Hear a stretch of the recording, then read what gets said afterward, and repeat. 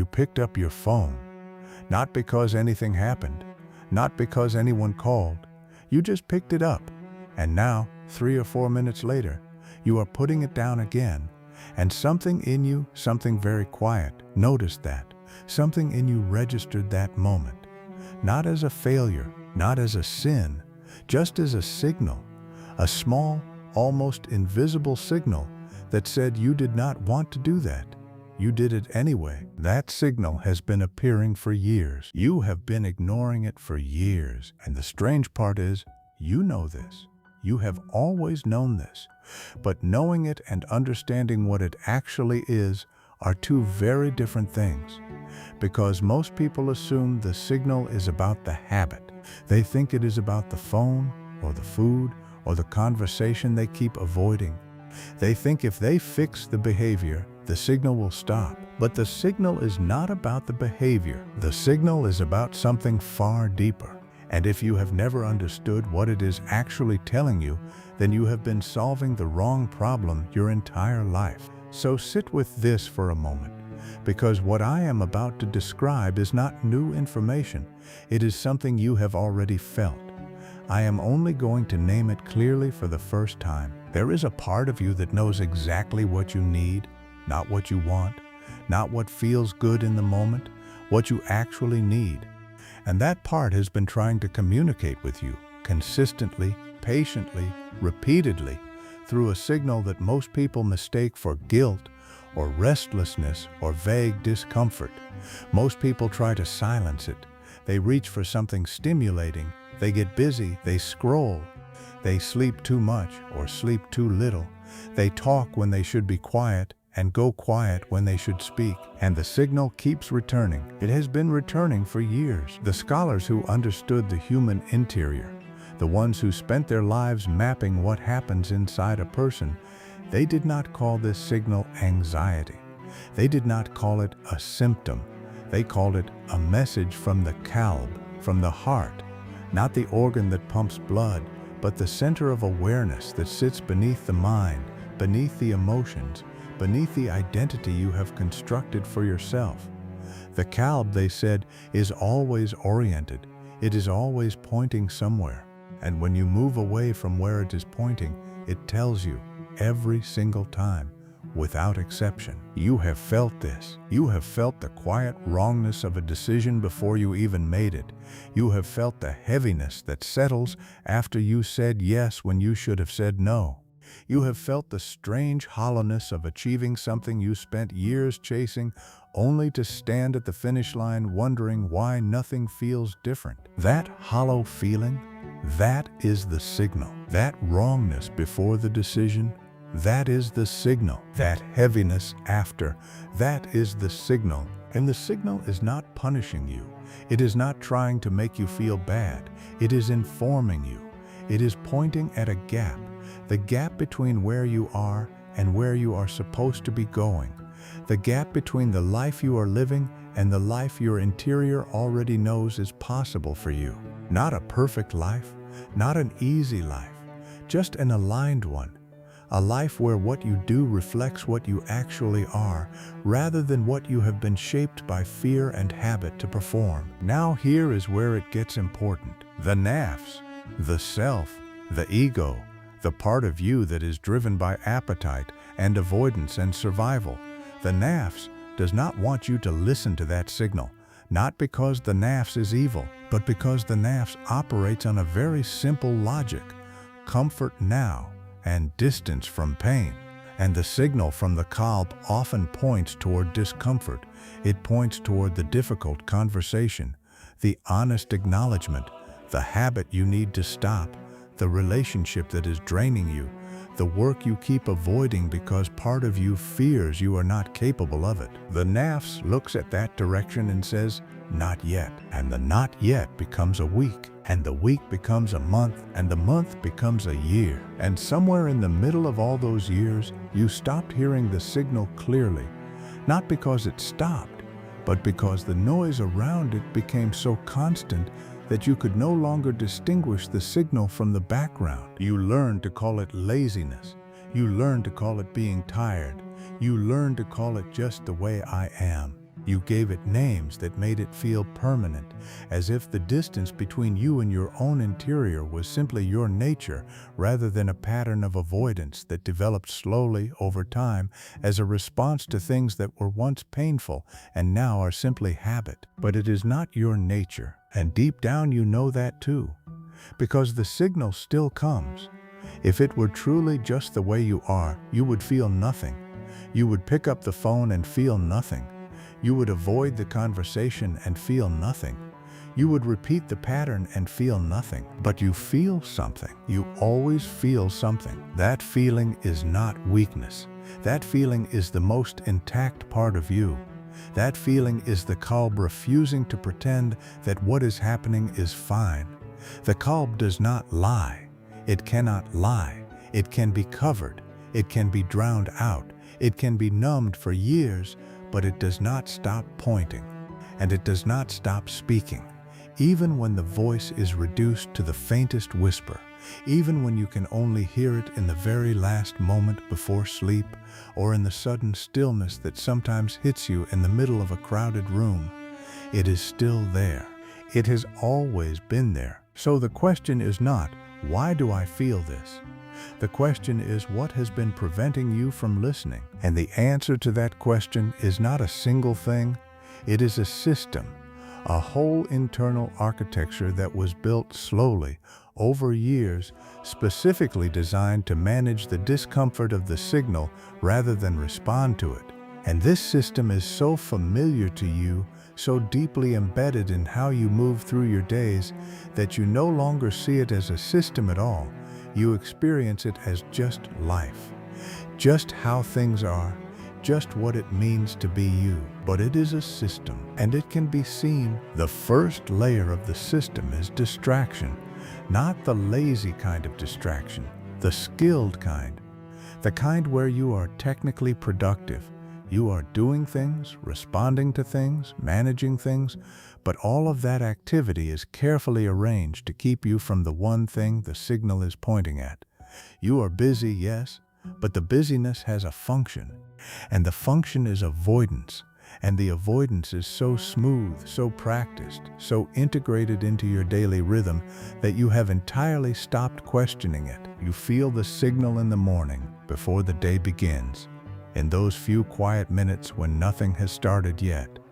And in those few minutes, if you stay with the quiet, the signal becomes clearer. You almost hear it. You almost understand what it is pointing at. And then, without deciding to, you reach for something. The phone, the news, the mental to-do list. Something that fills the quiet before the quiet can speak. You do this every morning. You have been doing this for years, and you probably do not register it as avoidance. It feels like just how mornings work. But notice what happens in those rare mornings when you do not reach for anything, when you sit in the silence for a few minutes longer than usual. Something surfaces, not comfort, not answers, but a kind of clarity about what is not right, a kind of seeing that is uncomfortable precisely because it is accurate. And the Nafs does not like that. The Nafs knows that if you sit in that clarity long enough, you might actually have to do something about it. You might have to change something. You might have to stop something. You might have to face something you have been building elaborate structures to avoid facing. So the Nafs offers you distraction, and the distraction feels productive. It feels responsible. It feels like you are managing your life.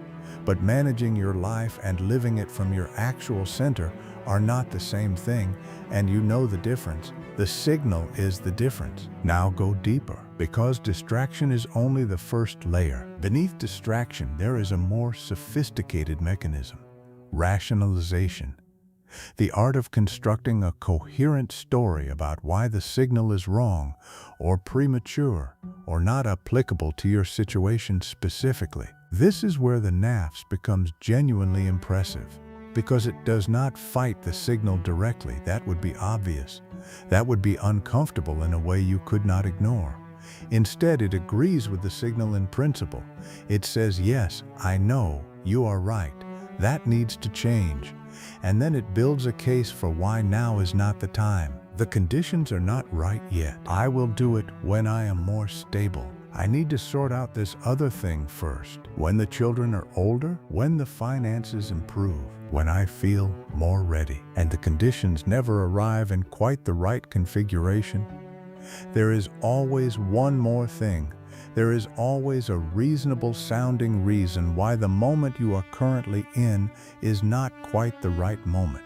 And so the signal keeps firing, and you keep acknowledging it in your mind, and you keep promising it that you will respond to it soon when the time is right, and the years keep moving. This is not a personal failure. This is the Nafs functioning exactly as it was designed to function.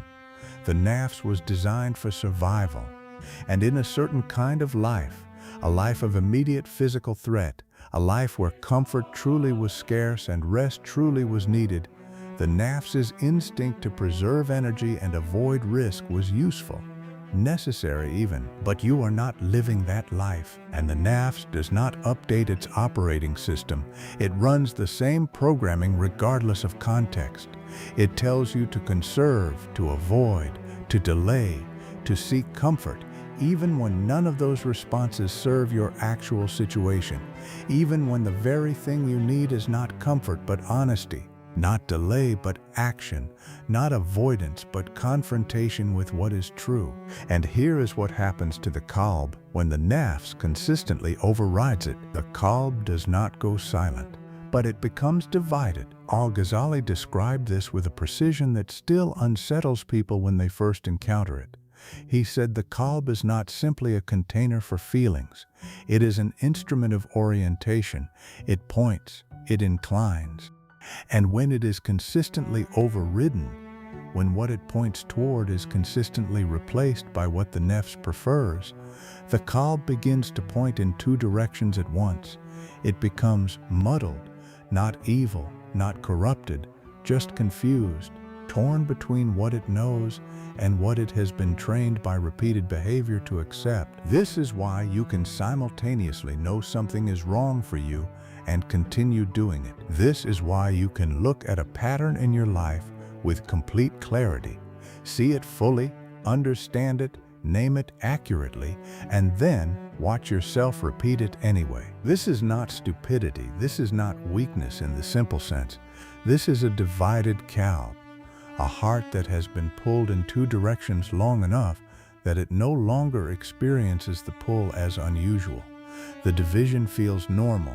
The tension feels like just how life is, and you navigate the tension by suppressing one side of it as often as you can, not because you have resolved it, but because holding two opposing truths simultaneously is exhausting. So you pick a side, moment to moment, and the side you usually pick is the one the Nafs prefers, because the Nafs is loud and the Qalb is quiet. The Qalb communicates in whispers and waits, in the slight reluctance before a decision, in the quality of silence after an action, in the sudden tiredness that is not physical, in the strange absence of joy in something that should, by all accounts, be satisfying. And the Nafs communicates in urgency, in immediate feeling, in the momentum of habit, in the voice that says just this once, in the voice that says you deserve this, in the voice that says tomorrow you will begin again. Urgency is loud, whispers are quiet, and in a loud world,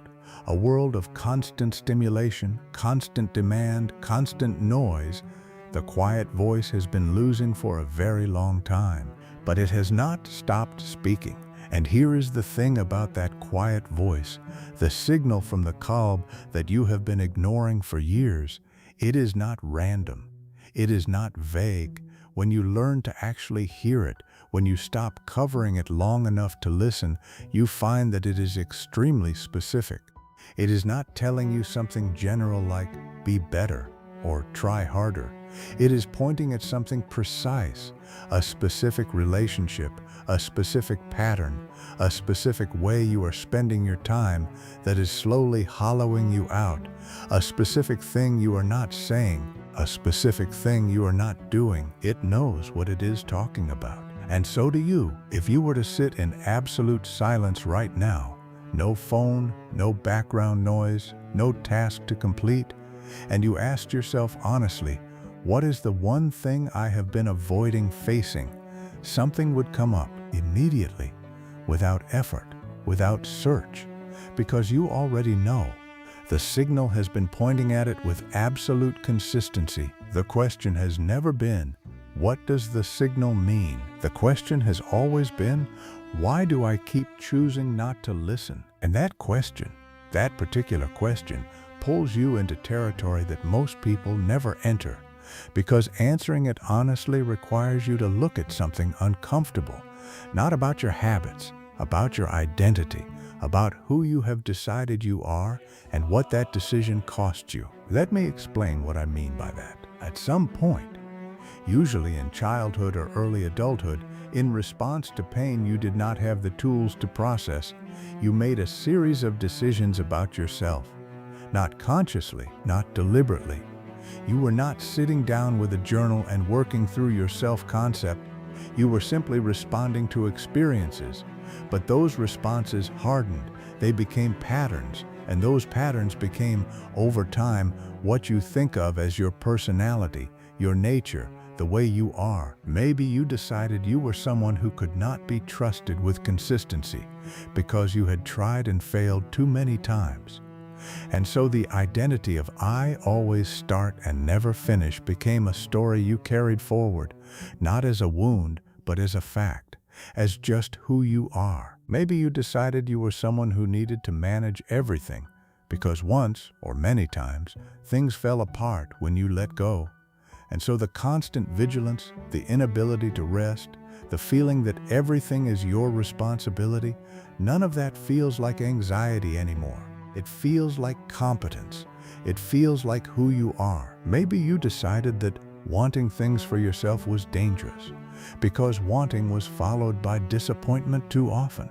And so the suppression of desire, the constant prioritizing of others, the deflection of anything that might require you to acknowledge what you need, none of that feels like self-erasure. It feels like virtue. It feels like who you are. The signal has been contesting these identities all along. Every time the signal fires, it is saying, that story is not true. That is not who you actually are. That is a pattern of response to pain, and you are not obligated to keep running it for the rest of your life. But the Nafs is deeply invested in protecting those identities, because those identities, however painful their origins, provide something the Nafs values enormously: predictability. A known self, even a limited, contracted, painful self, is less threatening to the Nafs than an unknown one. Change is uncertain. Growth is unpredictable. And the Nafs would rather have certainty in suffering than uncertainty in possibility. So it protects the story. And every time the signal rises, every time the Qalb points towards something that would require a change in the story, the Nafs intervenes. It distracts. It rationalizes. It makes you tired at exactly the right moment. It produces urgency about something else. It floods you with emotion that moves you away from clarity and back toward the familiar. It is extraordinarily effective, and it has been working on you for years. But here is what is also true. The Ruth, the spirit, the deepest layer of what you are, the part that was breathed into you before you arrived in this world, the Rus is not confused. The Rus is not divided. The Rus is not subject to the noise of the Nafs in the way the Qalb is. The Rus simply is. It carries within it an orientation that does not waver. It carries the fitra, the original, uncorrupted knowing of what you are and what you are here for. And the signal you have been ignoring all these years is, in its deepest form, the Rus speaking through the Qalb, the original self trying to reach the constructed self, the real trying to reach the performance. This is why the signal never stops. This is why no amount of distraction permanently silences it. This is why you can numb it for months and still wake up one morning, usually after something small and seemingly unrelated, and feel it more clearly than you have in years. Because it is not coming from your psychology alone. It is coming from something older than your psychology, something that was present before the patterns were formed, something that will remain present regardless of how long you continue to ignore it. And knowing this changes something. When you understand that the signal is not guilt, it is orientation.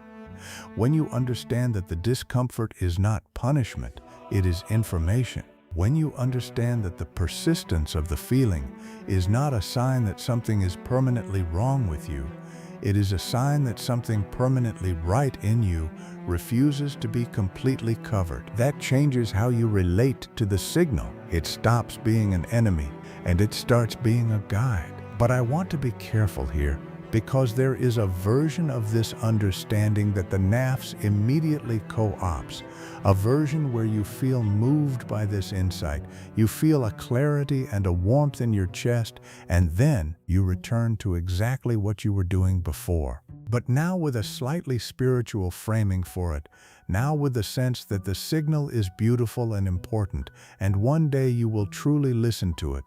Just not today. That is the Nafs absorbing the insight in order to neutralize it. It has done this before. You have had moments of clarity before, moments where you saw your patterns with perfect accuracy, where you felt a genuine impulse toward change. And the Nafs moved in very quietly, wrapped that clarity in warmth and good intention, and then waited for the feeling to pass. And it always passes. Feelings pass. And when the feeling of clarity passes, you are left with only the intention. And an intention without movement becomes, over time, another weight, another promise you made to yourself that you could not keep. Another piece of evidence the Nafs uses to build the case that you are simply someone who knows better but cannot do better. This is the loop. You need to understand this loop clearly before we go any further. The loop begins with the signal. The signal fires, some moment of discomfort, some hollow feeling, some awareness that something is off. The signal creates a kind of pressure. The pressure is uncomfortable. The Nafs moves to relieve the pressure. It offers distraction or rationalization or a plan for the future. The pressure is temporarily relieved. You feel a little better. The signal quietens. Life continues. And then the signal fires again. The pressure builds again. The Nafs relieves it again. And the loop continues. What breaks the loop is not another plan. What breaks the loop is not another insight. What breaks the loop is a response. An actual, concrete, immediate response to what the signal is pointing at. Not a big dramatic life change, not a complete transformation, just a single, honest response. One moment where instead of managing the signal, you actually follow it. Where instead of relieving the pressure through distraction, you stay with the pressure long enough to understand what specific action it is calling for, and then you take that action even if it is small, even if no one sees it, even if it feels insufficient to the scale of what you have been carrying. Because the signal does not need you to fix everything, it does not need you to have it all figured out. It needs to know that you are listening. It needs one clear response to understand that you are still a participant in your own interior life, rather than a passive observer of patterns you have decided you cannot change. One response changes the relationship, and changing the relationship is everything. There is a concept in the Islamic understanding of the self that is rarely discussed in the way it deserves to be. It is the idea that the Qalb is responsive to what you feed it, not in a metaphorical sense, in a deeply functional sense. The Qalb changes based on what you consistently turn toward and what you consistently turn away from. Every act of turning toward the signal, even a small one, even an imperfect one, makes the signal clearer. The Qalb becomes more responsive, more oriented, more capable of receiving and transmitting the guidance that the Ruh is always offering. And every act of turning away, every choice to distract, every rationalization, every "I will deal with this tomorrow," makes the signal a little harder to hear. Not because the signal weakens, but because the layer of habit and avoidance between you and the signal grows thicker. This is not a moral judgment. This is mechanics. The Qalb is not a static thing. It is alive in a way that your conscious mind is not fully equipped to understand. It responds to use, and you have been underusing it for a very long time. Not because you are a bad person, not because you lack intelligence or awareness or sincere desire for something better, but because the system you have been living inside, the distraction, the rationalization, the loop, has been so efficient at preventing the kind of sustained quiet that the Qalb needs in order to be properly heard. And sustained quiet is perhaps the most threatening thing in the modern world, because sustained quiet removes the buffer. In sustained quiet, you cannot manage the signal. You cannot redirect your attention before it fully surfaces. In sustained quiet, the signal speaks clearly, and speaking clearly means you cannot pretend, even to yourself, that you do not know what it is saying. And then you have to make a choice, not a comfortable choice, not a choice with a clear outcome or a guaranteed result, just a choice about whether to respond honestly to what you already know, or to continue managing the knowledge in ways that have, over the years, cost you more than you have been willing to count. What has it cost you? Think about this carefully, because the Nafs is very skilled at obscuring this accounting. It does not show you the total. It shows you the cost of changing, the discomfort, the uncertainty, the effort, and it hides the cost of not changing, the slow erosion, the growing distance from yourself, the quiet accumulation of unlived life. What has staying in the loop cost you? Not in abstract terms, in specific ones. What relationships have you not been fully present in because part of you is always somewhere else, managing the signal rather than responding to it? What work have you not done, not because you lacked the capability, but because the avoidance around it became so thick that approaching it felt impossible? What mornings have you lost to the numb efficiency of someone going through motions rather than someone genuinely inhabiting their life? What version of yourself have you not yet become, not because the path to it was unavailable, but because the signal that was pointing toward it kept getting covered before you could follow it long enough to arrive? The Nafs wants you to find these questions overwhelming. It wants them to produce a kind of paralysis. Too much to face, too much to account for, easier to close the door on this particular line of thinking and return to the ordinary management of daily life. But these questions are not meant to overwhelm you. They are meant to show you the true cost of the loop, because when you understand the true cost, when you see it clearly, without the Nafs' selective accounting, the cost of changing becomes very small by comparison. The discomfort of following the signal, the difficulty of the honest conversation, the effort of the consistent action, none of it compares to another year of slow erosion, another year of knowing better and doing otherwise, another year of the signal firing patiently in the background while you arrange your life to avoid it. You have had enough of those years. The question is whether you know that yet. And here is where something subtle happens. Because this moment, right now, in this watching or this listening, is itself a signal moment. Something brought you here, not entirely by accident.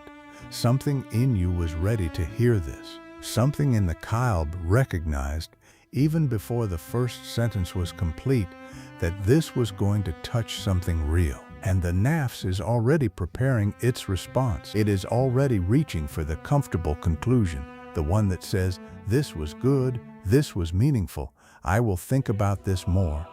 The one that allows you to feel the insight without taking the single small step that would actually shift something. The one that adds this moment to the collection of meaningful things you have encountered and not acted on. Do not let it do that. Not this time, because you are not being asked to transform overnight. You are not being asked to have all the answers or fix all the patterns or resolve the division in the Qalb in a single sitting. You are only being asked to identify, right now, the one specific thing the signal has been pointing at most consistently. Not the most comfortable thing, not the most manageable thing, the most consistent thing. The thing that keeps appearing in different forms across different areas of your life, always carrying the same quality of quiet insistence. You know what it is. You have always known what it is. The Nafs has been calling it something else. It has been calling it a problem for later, or a situation too complicated to address, or a feeling that does not necessarily mean anything important, but you know what it is. And the Qalb has been pointing at it with the patience of something that understands it has all the time in the world, because it does, while you have been treating your life as something to be managed rather than inhabited. There are people who come to the end of their lives with a very specific kind of grief. Not the grief of failure, not the grief of having done terrible things, the grief of distance, the grief of having spent decades at a remove from their own interior, having heard the signal for years and answered it with, "Yes, I know, but not yet." And the not yet became the whole life, and they stand at the end of it with the strange, quiet devastation of someone who was always present but somehow never arrived. That grief has a particular quality. It is not loud, it is not dramatic. It is the grief of a person looking at the distance between who they were and who they could have been, not because they lacked capability, but because they spent so long managing the signal that they never had the chance to follow it anywhere. You are not at the end of your life, but the distance is growing. Every year that the loop continues, every year of signal, distraction, rationalization, temporary relief, signal again, the distance grows, not catastrophically, not in ways that are visible from the outside, just quietly, steadily, in the particular way that unlived life accumulates, and it does not have to keep growing. The distance can stop today, not with a dramatic gesture, not with a complete reinvention, just with a single genuine response to the signal, one moment of following what the Qalb is pointing at instead of covering it, one moment of choosing the discomfort of honest action over the comfort of managed avoidance. That one moment does something. It changes the ratio. It is one response against years of non-response. The years are not erased, but the direction shifts. And direction is everything, because the roux does not require perfection from you. The roux does not require that you have it all figured out before you begin. It does not require that the conditions be ideal or that you be ready in the way the Nafs defines readiness, which is of course a definition that ensures you are never quite ready. The roux only requires orientation. It only requires that you be genuinely pointed toward what is true rather than performing the appearance of a life while your actual self sits at a quiet distance from everything, waiting for a return that you keep postponing. The signal is the return. Every time it fires, it is an invitation. Come back. Come back to what is real. Come back to what you actually are. Come back to the life your interior already knows is available to you. If you are willing to let the discomfort of honesty be the price of admission, you have been paying other prices. The price of the loop is not free. Distraction costs energy. Rationalization costs clarity. Maintained avoidance costs the slow, steady accumulation of a self that is increasingly unfamiliar to itself. These are real costs. They are just so familiar that they no longer register as costs at all. They feel like life. They feel like just how it is. But you felt the signal today, and that means something is still intact. Something in you is still oriented, still pointing, still refusing to accept the complete distance between who you are performing and who you actually are. That refusal is not a burden. That refusal is the most alive thing in you. The scholars of the interior, the ones who mapped the Nafs and the Qalb and the roux with a precision that still has not been surpassed, they all arrived at the same understanding eventually, not through abstract theology, but through the lived experience of paying attention to what actually happens inside a human being over time. And what they found was this: the human being is not fundamentally broken. The human being is fundamentally oriented, oriented towards something true, oriented towards something that cannot be fully named but can be felt with great clarity in the moments when the noise falls away. And the signal is the orientation speaking. Every time it fires, regardless of how many times it has been ignored before, regardless of how long the loop has been running, regardless of how thick the layer of avoidance has become, every time the signal fires, it is offering you exactly what it has always been offering. A way back, not back to the past, not back to some earlier, simpler version of yourself, back to the thread that connects what you do to what you are, the thread that makes action feel like expression rather than performance, the thread that, when you are holding it, makes even the ordinary moments of your life feel like they belong to you rather than happening to you. You have felt the thread in rare moments, moments of genuine presence, of clean action, of honest engagement. You have felt it. And the feeling was unmistakable because it was the absence of distance. It was the feeling of being exactly where you were, fully, without the usual part of you hovering slightly outside the moment, managing it. That feeling is not luck. That feeling is what life feels like when the signal has been heard. And here is the final thing, the thing that the Nafs most wants to prevent you from understanding. Because once you understand this, the loop loses its primary source of power. The signal is not pointing at a destination. It is not telling you, arrive here and then you will be fine. It is not promising a fixed point of resolution after which the discomfort stops and the clarity becomes permanent and the work is done. It is not that kind of guidance. It is continuous. It is ongoing.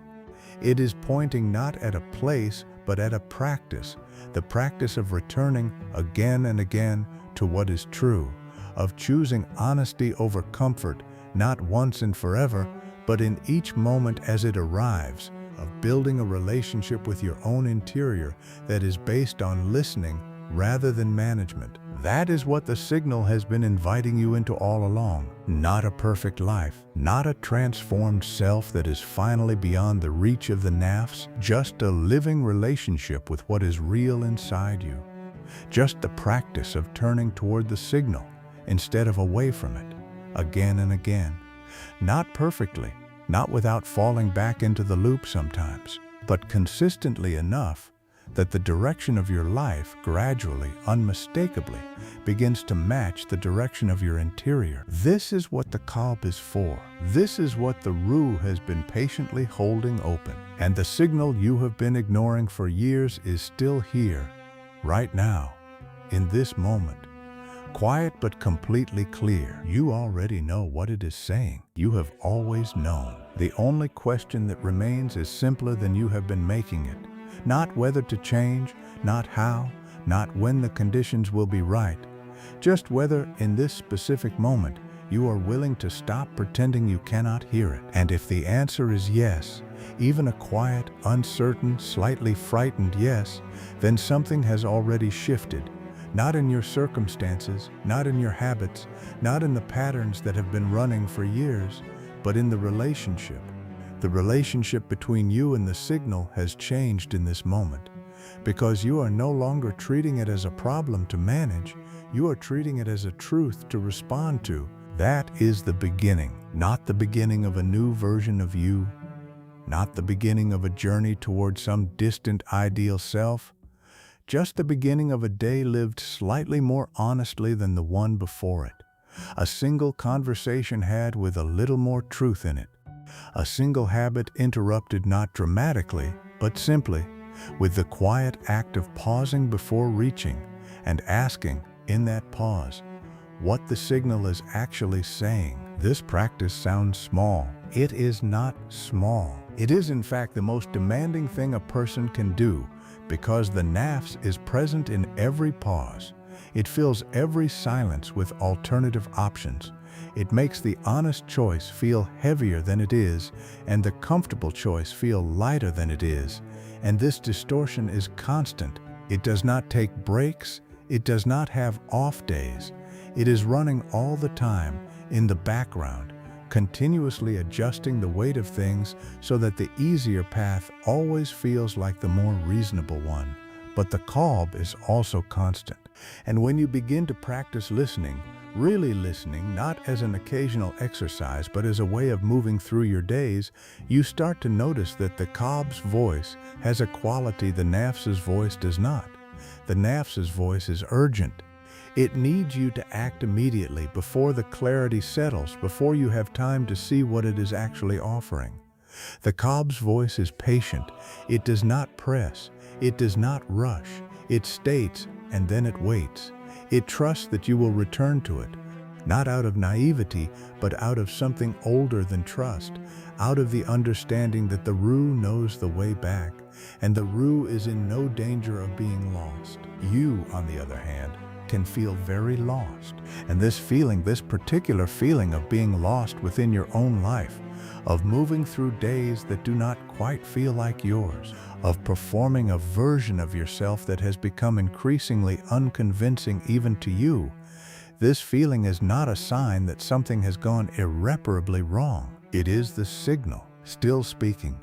After all these years of being covered and managed and postponed, it is still speaking with the same patient insistence, still pointing, still waiting for the one moment when you finally stop long enough and listen deeply enough and choose honestly enough to follow it even a single step, one step, not the whole journey, just one step in the direction it has been pointing, and then another, not because you have solved something, not because the Nafs has been defeated, not because the division in the Qalb has been fully healed, but because you are no longer waiting for the perfect moment to begin living from your actual center. You are beginning now, in this moment, with exactly the clarity you have right now, which is sufficient, which has always been sufficient, because the signal does not wait for you to be ready. It waits for you to be honest.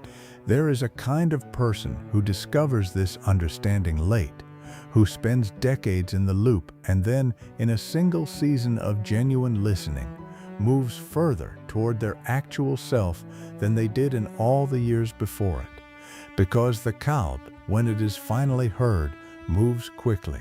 When the distraction thins and the rationalization loses its grip and the weight of the avoidance is finally seen for what it actually costs, the Qalb moves with a sureness and a clarity that feels almost startling.